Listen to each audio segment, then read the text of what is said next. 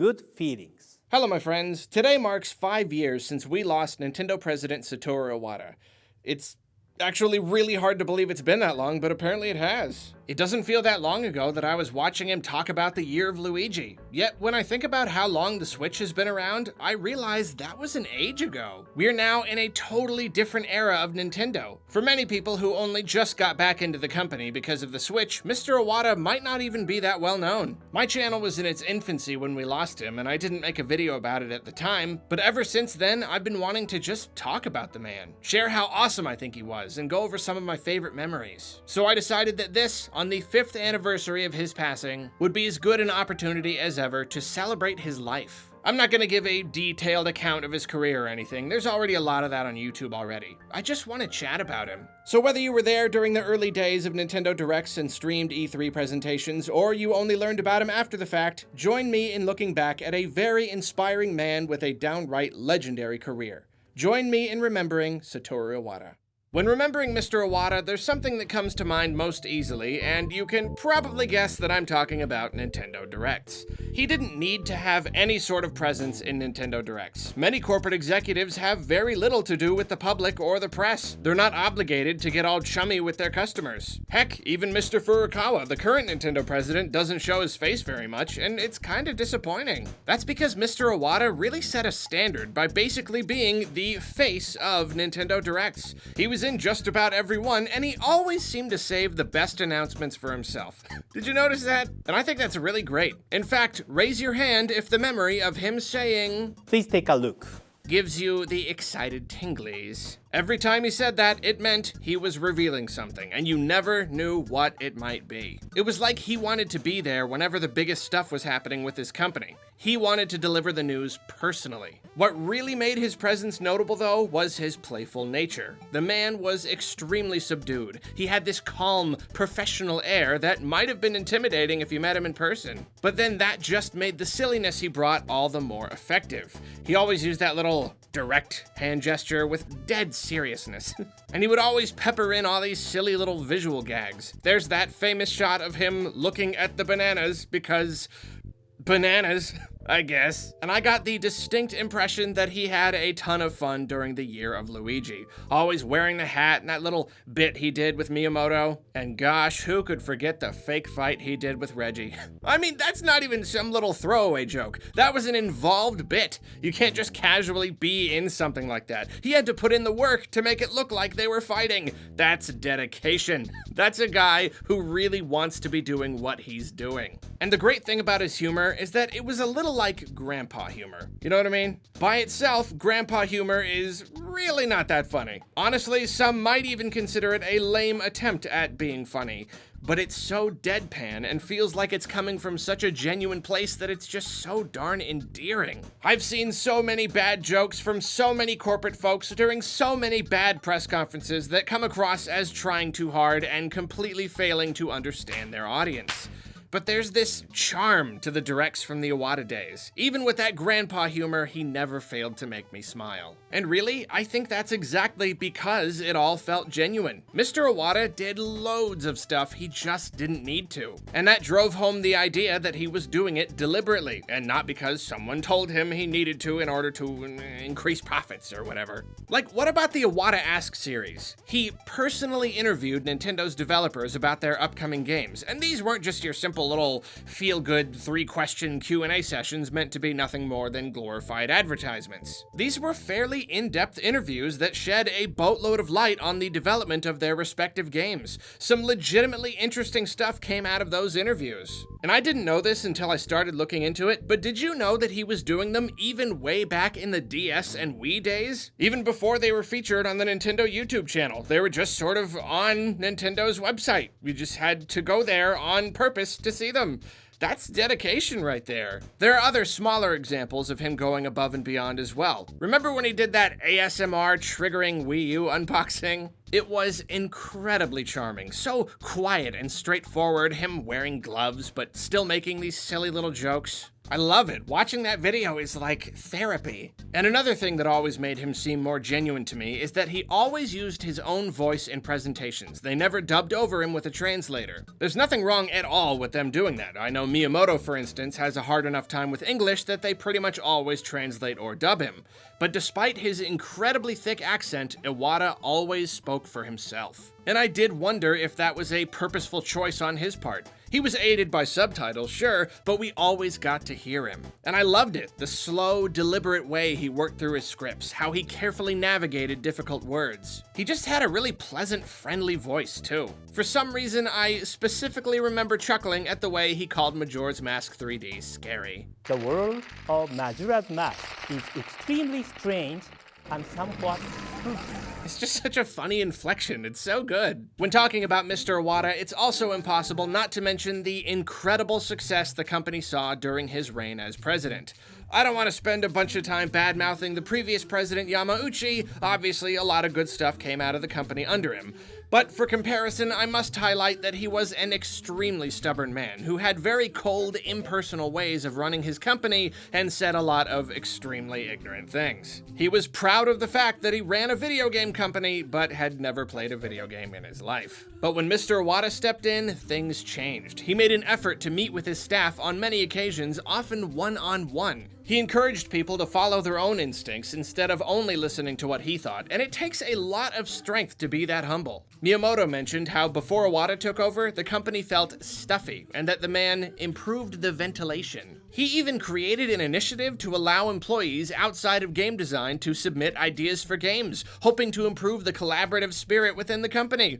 Talk about a progressive businessman. And as I've talked about many times across many videos, there were indeed many large issues still present within the company at that time, and the casual era of Nintendo ended up leading them down a dark road, yada yada yada. No, the man was not perfect, but that does not matter one bit. Right now, we're just talking about how awesome and successful he was, because he was seriously awesome and successful. Mr. Iwata was key in Nintendo's Blue Ocean strategy. The GameCube was a disappointment. Competition was focusing really hard on stronger and stronger hardware, and he knew that something needed to change. Focusing on touch and motion controls, putting them on cheap hardware, and producing new gaming experiences to reach new audiences was a genius move at the time. I mean, smartphones have filled basically all of the niches once filled by the DS, but I can't stress enough how ahead of its time that thing was. Touch-controlled games, apps to help you in your everyday life, mobile internet browsers, and educational tools, these things were not commonplace in 2004. Nintendo basically did smartphones years before mainstream smartphones did smartphones. So much credit goes to the iPhone for revolutionizing the tech industry, but the DS did all of that years earlier. Minus the phone and data part. And of course the Wii. My gosh, who could have possibly seen that coming? It was such a weird yet accessible idea, and everyone wanted in on it. Microsoft and Sony were boasting about their gritty, realistic, high-def visuals, but once the silly little $250 Wii came along, suddenly both companies were scrambling to copy the strategy. They were in full-blown panic mode trying to get a piece of that pie.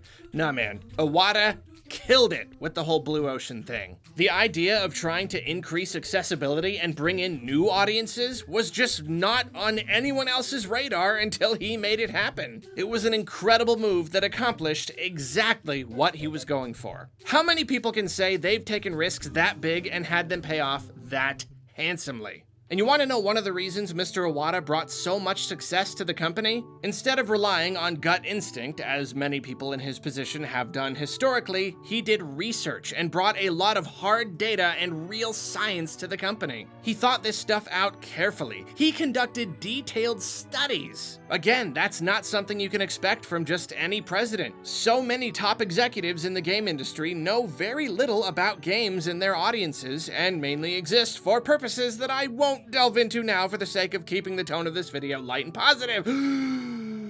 But the point is that Iwata was not just a boss. He was a genuine leader. He took great interest in actively improving the company and developing its products. You want proof that he was a real leader? When the Wii U was floundering and the company was hemorrhaging money, him and some of the other executives took pay cuts. This actually happened on a few occasions. Again, I'm trying really hard not to badmouth a bunch of other companies for the sake of comparison, but as far as I've seen, this is not something that happens in this industry. Some companies, even when they're doing really well, will just let go a lot of their staff, literally so they can make it look like they made more money than they did in the fiscal year. This is of course a very silly and short-sighted move, and Iwata knew it. He knew that firing a bunch of staff just so the shareholders could get their full payouts would be a devastating blow to morale within the company. He even said as much, so instead he was like, well, we done messed up and we're taking the hit. Not our employees. Shouldering failures so the people under you don't have to, protecting the people you're leading,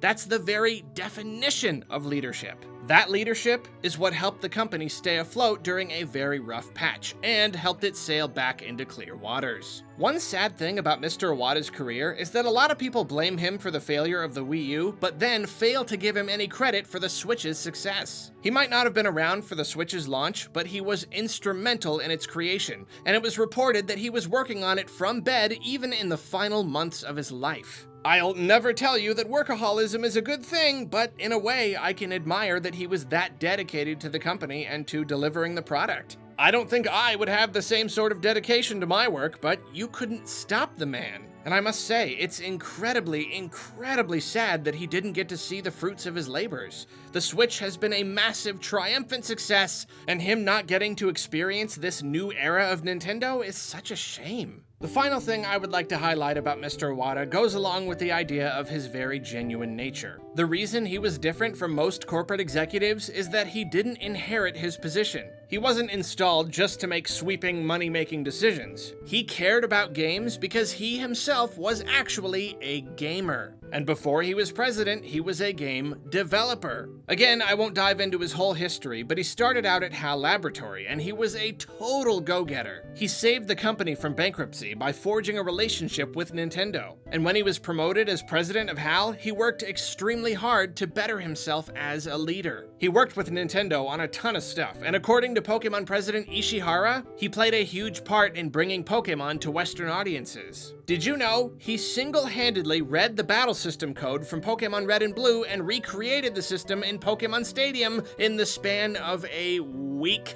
It was not long at all before he took an official position at Nintendo, and when he did, the company saw immediate financial results. Then, it was only 2 more years before he was made president of the whole company. He wasn't only a very wise man and a very hard worker, but he knew about the entire process of making games. He was an incredibly gifted programmer, and even when he became the head honcho, he never forgot what that process was like. He never got too big for his britches. It's that super wide scope of experience that gave him such good perspective and in turn made him an even better leader. He knew what it was like to be a code monkey. It was his raw talents that first grabbed everyone's attention, and only then did his natural leadership skills rocket him up the corporate ladder. I know you've been waiting for me to bring up this quote because it's truly legendary. If anything in this great big world says something about the kind of guy Mr. Iwata was, it's this. On my business card, I am a corporate president. In my mind, I am a game developer. But in my heart, I am a gamer. Those words are powerful. After all his corporate success, in his own mind, he still looked back on his programming skills as being some of his strongest. Even when his main job was managing games, nothing felt more important to him than making games. And then, admitting that way deep down at the core of everything, he was a gamer. No matter what we do, if we play games or make games or talk about games, we're all gamers. It all starts there. He recognized that everything he ever achieved stemmed from that one simple idea. Because how could you possibly make games or effectively run a game company without being a gamer first? And yet, this is a sentiment you will rarely see in the AAA industry. It's a humility that you will rarely see in any industry. But Mr. Iwata was all about those personal touches. Whether it was legendary quotes or silly gags, or interviewing developers, or creating new ways for people to play together, or sitting in front of a computer coding for months on end, his personality and genuine nature shone through everything he did. The man was filled with incredible ideas and brought great success to the companies he worked for on many different occasions. He was gifted in so many areas, yet so humble. He was a powerful corporate executive, yet he never forgot how to be playful. Nintendo games are all about having fun, and he truly embodied that idea. And honestly, I'm sad I never got to meet him. I always imagine that maybe someday, through some freak chance, I'll get to shake hands with Miyamoto or Reggie or Yoshiaki Koizumi or someone. But I'll never get that chance with Mr. Iwata. When he passed away, it felt like a little piece of that Nintendo magic left with him.